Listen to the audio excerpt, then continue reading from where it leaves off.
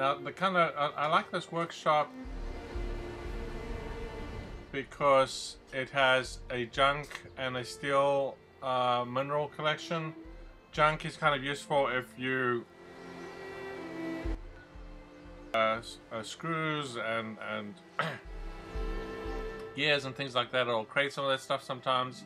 And steel is useful if you want to make knives or, you know, do some stuff. Plus it has aluminum, yeah.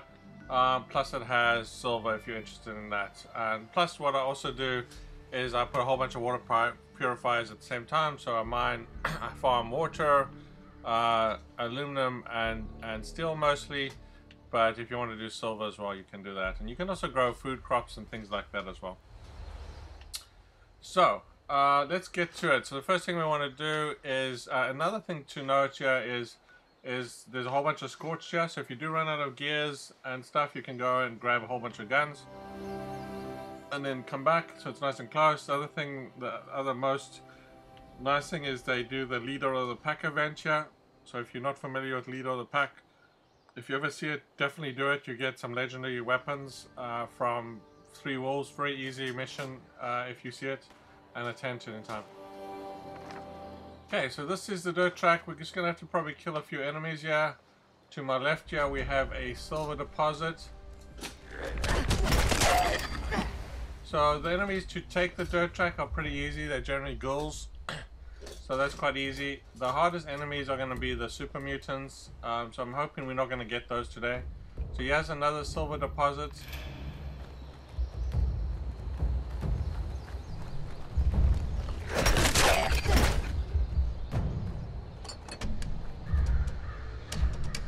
And I think there's probably a third one somewhere which I haven't found yet. Somewhere around here.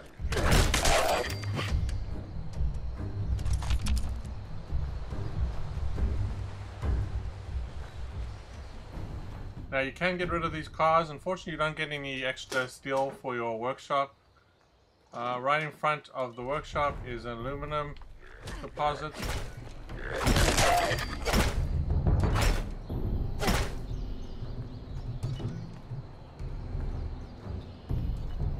And then right around the corner here, which I set up mostly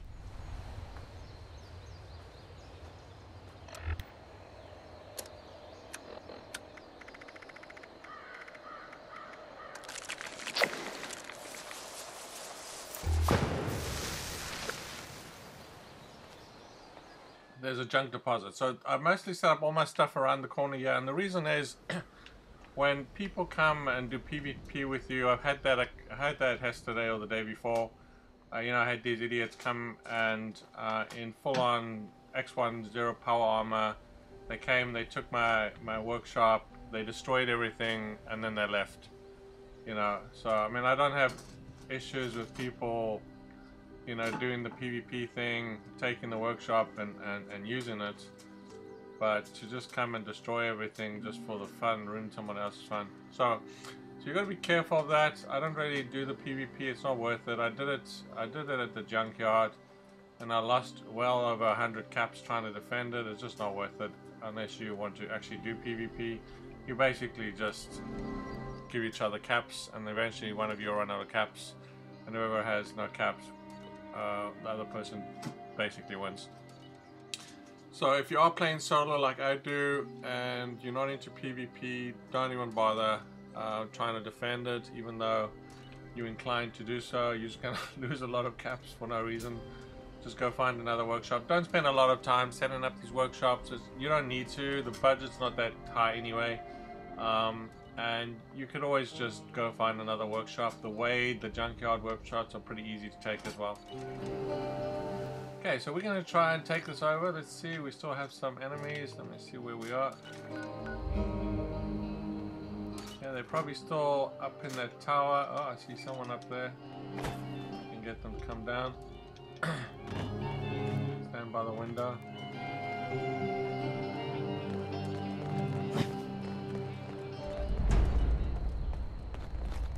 Probably going to have to go up there.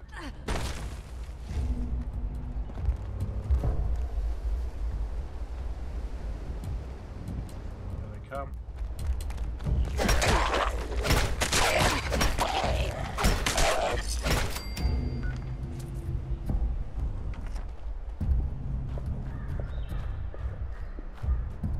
just want to grab this workshop before this other guy comes and takes it. Beats me to it. I have a lot of people taking it from right underneath my nose. Okay, so we're going to claim this. Should be 25 caps, which is good. Another thing with PvP, when somebody takes it, in order for you to take it back, that it increases the caps. It costs you then 47 caps to take it back. So it just gets more and more expensive. It's generally not worthwhile. The other thing, very important to note before I forget to say it, in order to, whenever you defend your workshop from NPCs, not from other players, from NPCs, you must kill one of those NPCs. You mustn't let your turrets do all the work, because every time you defend it, you'll get a free plan and a reward with it. Now, if you let the turrets do all the work and you do nothing, and even though you're standing there watching your turrets do the work, you still will not get that reward. So it's a little disappointing. I can understand if you weren't around, like you were on the other side of the map, or you just weren't defending it and you left your workshop to do all the work. I get that. But if you're sitting there and you're actually on site, then I think you should get the reward still, right? Even though you didn't kill anyone. But anyway, so what I tend to do is, and I really hope we don't get the hardest enemies for this one are the super mutants. If they come in this first wave, they can get quite difficult to defend. So just kind of be prepared for it. If it's anything else, then you probably will be okay. That's why I'm just gonna build some. I don't want to build too much turrets because then I'll run out of gears.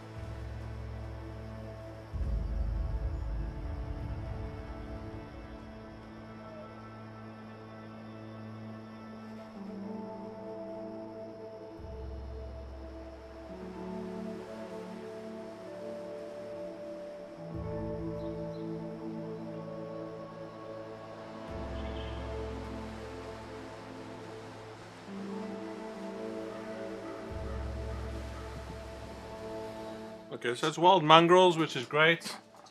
You know, sometimes you'll get the super mutants and there's 3 waves. Well, I think I've had 4 waves of super mutants. It's just painful to get through those waves.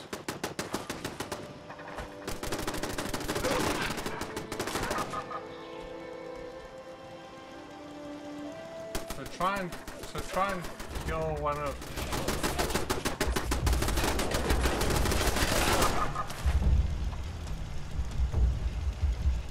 Stall these guys for now.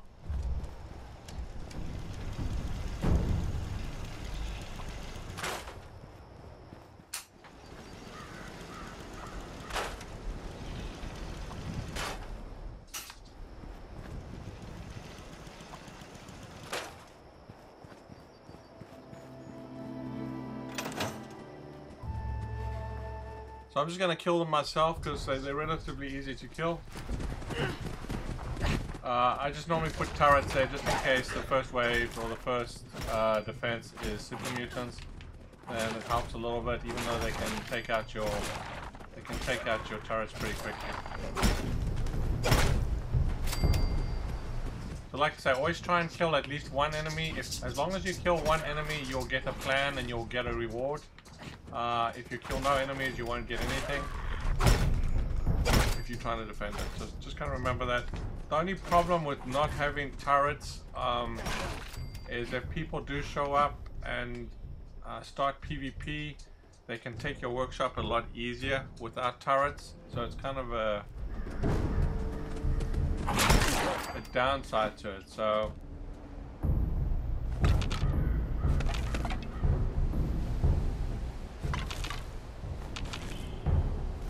So you just have to kind of accept that will happen, and if you do, then you just go find another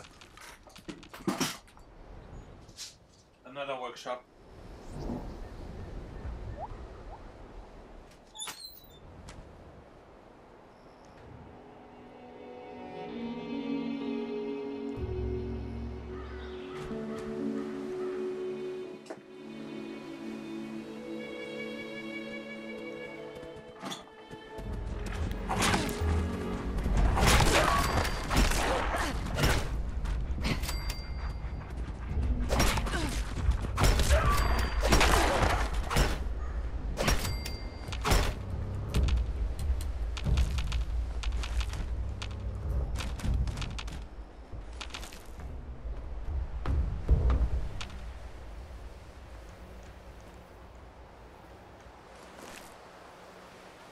At least you get free meat, yeah.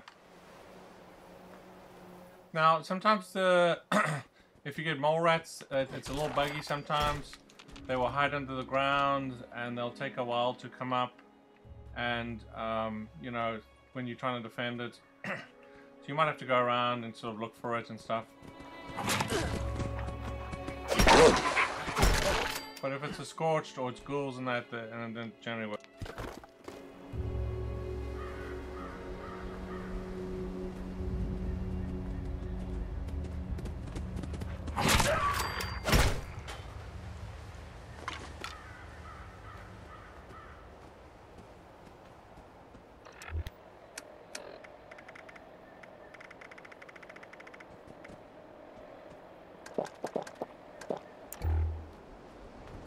So the steel deposit is right over here. It's actually called iron.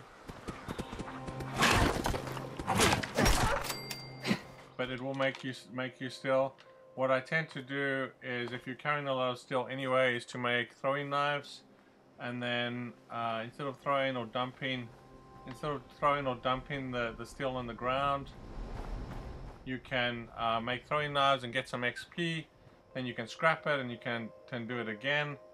And then you can get a little bit of XP if you want to use that. Instead of wasting it, you can just use it to actually get some XP and level up a little bit. It is a little tedious to do that, but if you're looking for a quick way to make use of your all that steel you collect, and there's so much of it.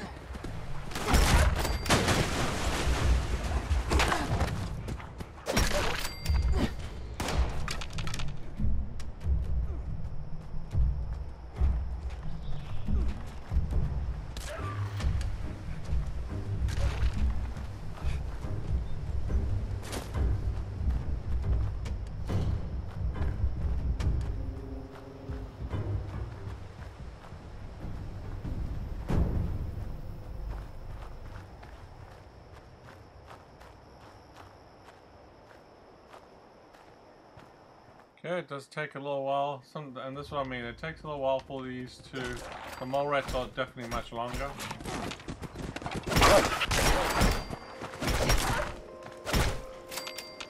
Okay, we're almost done.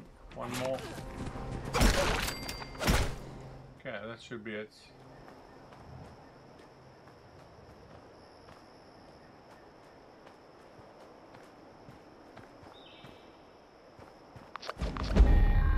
Okay.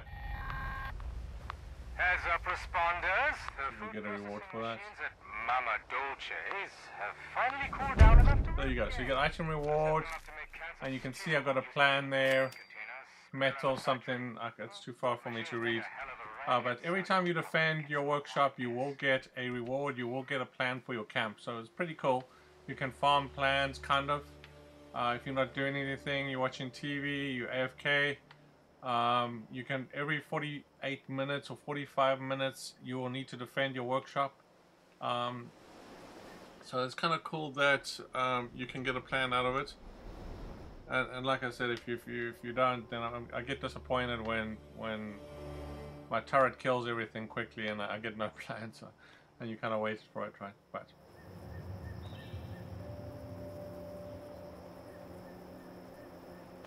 okay, so the next thing I'm going to do, guys, I'm going to build some resources. So normally, like I said, you can do silver. There's a lot of silver, but what I normally do is I just do aluminum, even though I don't really care. I don't need aluminum, but it's right here. So you just go to the resources tab, and these machines will only fit on the right type of hole. So aluminum will only fit on the aluminum deposits, etc. Okay, so I do that, and then I go over here and I do an iron one, or a steel one rather. You just can actually scroll down, and it'll just put the right one where it needs to be.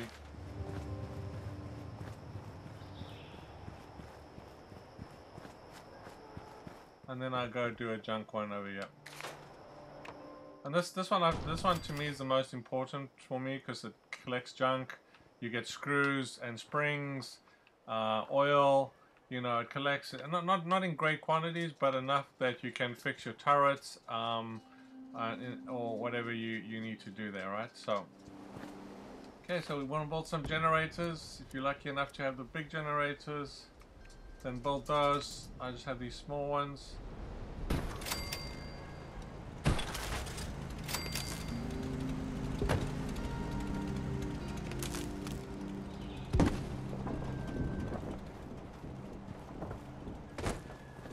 Okay, so you put 2 on those ones, or 1 if you have the medium.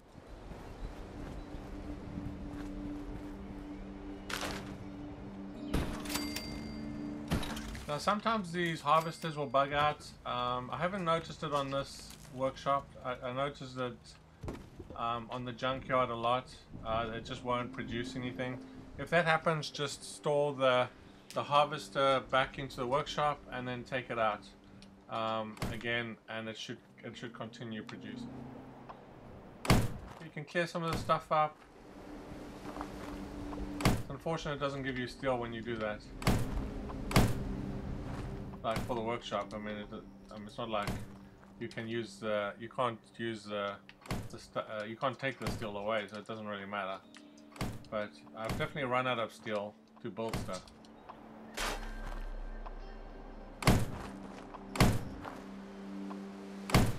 Okay, so we're gonna just put some more generators here for this guy. Now you can put locks on these guys if you want. I don't think it's too important. If somebody comes along and takes your stuff, what I tend to do is I tend to put it on the junk one. I don't really care if people take my aluminum or my silver or whatever.